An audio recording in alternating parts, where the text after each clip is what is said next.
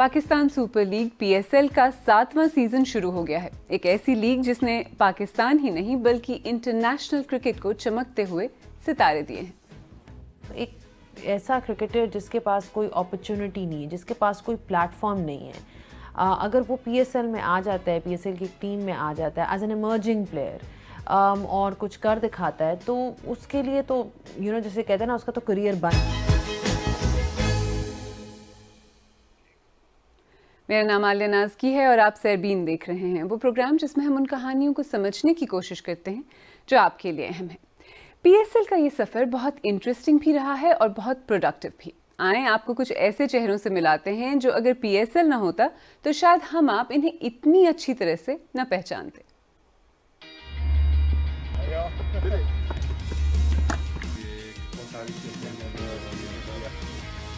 अभी आप एक्सपेक्ट नहीं कर सकते कि इतनी जल्दी आपको सारी चीज़ें मिले और इतनी जल्दी आप क्रिकेट में नाम कमा सके। तो हर पाकिस्तानी क्रिकेटर्स की तरह मैंने भी क्रिकेट जो है वो गली मोहल्ले से शुरू की है। मैं अपने अमरूद के बाग के काम भी करता आता था और उसके साथ अपने गंदम और चावल के जो फसल होता है उसमें भी हमने अपने ज़मीन में काम करता रहा।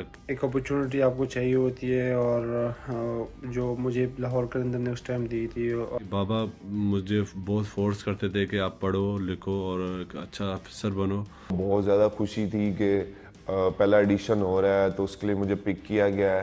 और फिर जब इंटरनेशनल के लिए मुझे कॉल आई तो लिटरली मेरी बॉडी जो है वो शेक करने लग गई कि यार हाँ, इस दिन का हम वेट कर रहे थे और आज वो ड्रीम जो है वो पूरा होने जा रहा है। जब मैं अल्हम्दुलिल्लाह इंटरनेशनल क्रिकेटर बना और पीएसएल खेला और पाकिस्तान टीम के लिए खेला, उसके बाद जब वापस गया तो जो चीज़ें चेंज हो गई थी तो बिल्कुल उनके लिए इतनी प्राइड, इतनी प्राउड का मोमेंट है।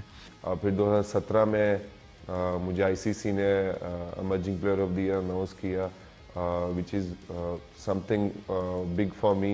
काफ़ी अच्छा फील होता है। हाँ, और एज ए यंगस्टर आपको इतनी जल्दी पाकिस्तान को रिप्रेजेंट करना तीनों फॉर्मेट में और फिर एज ए यंगस्टर एक फ्रेंचाइज को लीड करना। हर साल जो है हर एडिशन में कोई ना कोई आपको इंटरनेशनल कोई ना कोई ऐसा प्लेयर मिलता है कि जो आपको इंटरनेशनल में रिप्रेजेंट करता है पाकिस्तान के लिए। पीएसएल से उभरकर इंटरनेशनल क्रिकेट पर छा जाने वाले प्लेयर्स ने वैसे कम हासिल नहीं किया। शाहीन शाह आफरीदी को साल के बेहतरीन क्रिकेटर का आईसीसी अवार्ड मिला।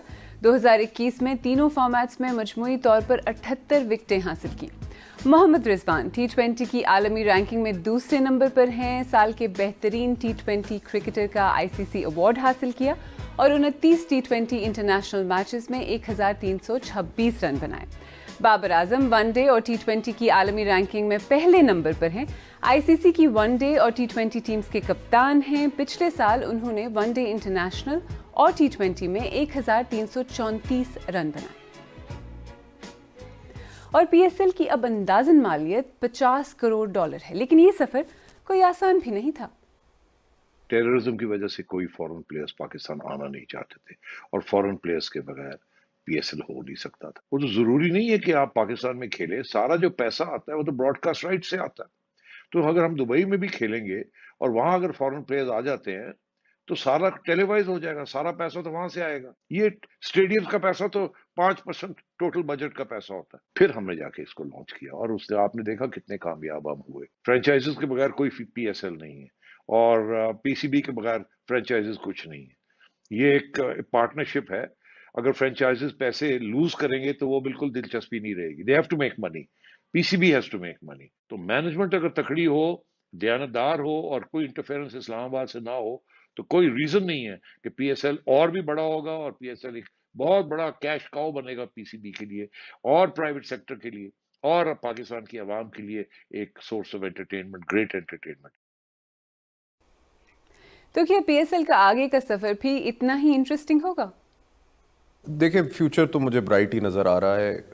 पास्ट के अंदर डिफरेंसेस रहे हैं फ्रेंचाइजीज़ के साथ, बट आई थिंक मैं बड़ी कंफर्ट के साथ ये बात कह सकता हूँ कि अब हम एक ही पेज के ऊपर हैं और इकट्ठे इस लीग को बड़े से बड़ा करने की कोशिश कर रहे हैं। जहाँ तक प्लेयर्स का ताल्लुक है तो वो आप जैसे कह भी रहे थे कि इंटरनेशनल कमिटमेंट्स बहुत ज़्यादा बढ़ चुकी हैं, कैलेंडर बहुत ज़्यादा एफटीपी जो है वो भर चुका हुआ है। दूसरा कोविड की वजह से बहुत इम्पैक्ट आ गया, क्योंकि अब आपने आइसोलेशन पीरियड्स भी करने हैं, क्वारंटीन भी करना है, प्लेयरों का मेंटल और हेल्थ का भी, वेलबीइंग का भी एक इशू आ चुका हुआ है। सो सबको मद्देनज़र रखते हुए इम्पैक्ट तो हुआ है, और I think through out the world cricket में ये इम्पैक्ट आया है।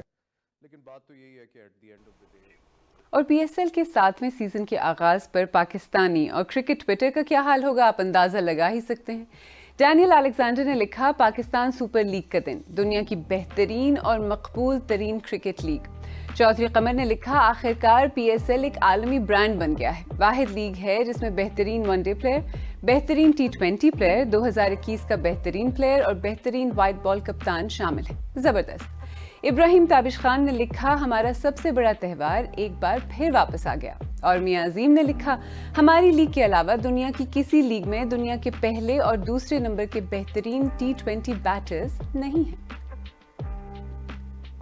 टैलेंट की कमी तो खैर पहले भी नहीं थी, लेकिन अब फोकस प्लेयर्स को डेवलप और ट्रेन करने और एक्सपोजर देने पर भी है। हर टीम का अपना अलग प्लेयर डेवलपमेंट प्रोग्राम है।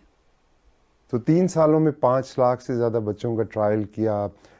पाकिस्तान में बेतहाशा बच्चों को ना सिर्फ ट्रायल किया बल्कि उनको एक उम्मीद दी कि वो भी क्रिकेट खेल सकते हैं, वो भी आगे लाइमलाइट में आ सकते हैं। और हारिस रऊफ की सूरत में हमारा ये जो ख्वाब था ये शर्मिंदा ताबीर हुआ। हाई परफॉर्मेंस सेंटर लाहौर में स्टेट ऑफ द आर्ट बनाया है, जहाँ पे अब सारा साल हमारा ट्रायल्स होते हैं। कोई भी बच्चा कहीं भी दुनिया में कहीं से भी आके वहाँ पे ट्रायल दे सकता है, और अगर उसमें टैलेंट होगा तो हम उसको ना सिर्फ शॉर्टलिस्ट करेंगे, सिलेक्ट करेंगे, ट्रेन करेंगे, बल्कि उसको मौके भी प्रोवाइड करेंगे कि वो दुनिया के मुख्तलिफ क्लब्स में, अब हमारा यॉर्कशायर में भी कॉन्ट्रैक्ट हुआ है, इसी तरह हमारा ऑस्ट्रेलिया में कॉन्ट्रैक्ट है, साउथ अफ्रीका के लिए हमारी बातचीत चल रही है। तो बेसिकली मकसद सिर्फ ये है कि हम पाकिस्तान की यूथ को ज़्यादा से ज़्यादा अपॉर्चुनिटीज़ दें, और at the end of the day ये सारा टैलेंट जो है ये पाकिस्तान की क्रिकेट को सर्व कर सके। तो पाकिस्तान सुपर लीग का पाकिस्तानी क्रिकेट पर कितना असर पड़ा है? जितना पीएसएल का रोल है नए टैलेंट को सामने लाने में, मेरा ख्याल है शायद ही कोई और जिसे कहते हैं इनिशिएटिव पाकिस्तान क्रिकेट बोर्ड की तरफ से। मेरा कहने का मकसद ये है कि जब आप इतने बड़े प्लेटफॉर्म पे परफॉर्म कर रहे होते हो तो सारी नज़रें भी आप पे होती हैं, आपके ऊपर क्राउड का प्रेशर भी होता है। ये सारा एक्सपीरियंस आपके लिए एज अ प्लेयर बहुत ही जिसे कहते हैं नेसेसरी है, बिकॉज जब आप इंटरनेशनल लेवल पे जाके परफॉर्म करते हो आपको ये सारे चैलेंजेस होते हैं।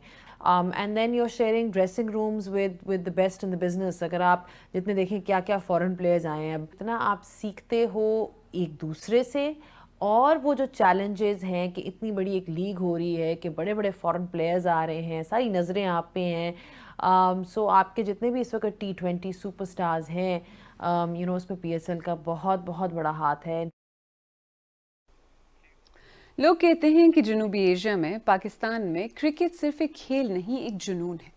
सियासी मुश्किलात, सिक्योरिटी खदशात और फाइनेंशियल कंस्ट्रेंट्स के बावजूद सामने आने वाली और इस तरह कामयाब होने वाली पाकिस्तान सुपर लीग ने पाकिस्तानी क्रिकेट को वो स्पेस दी जिसमें वो न सिर्फ सर्वाइव कर गई बल्कि अब फल फूल रही है। पाकिस्तानी क्रिकेट टैलेंट को एक मौसर प्लेटफॉर्म मिला है और पाकिस्तानी क्रिकेट फैंस को मुस्कुराने और एंजॉय करने की एक वजह।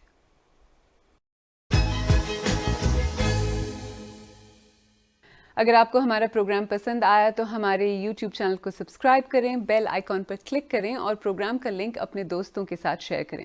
और आप सेरबीन की पुरानी किस्तें देखना चाहें तो यहाँ क्लिक करके भी देख सकते हैं।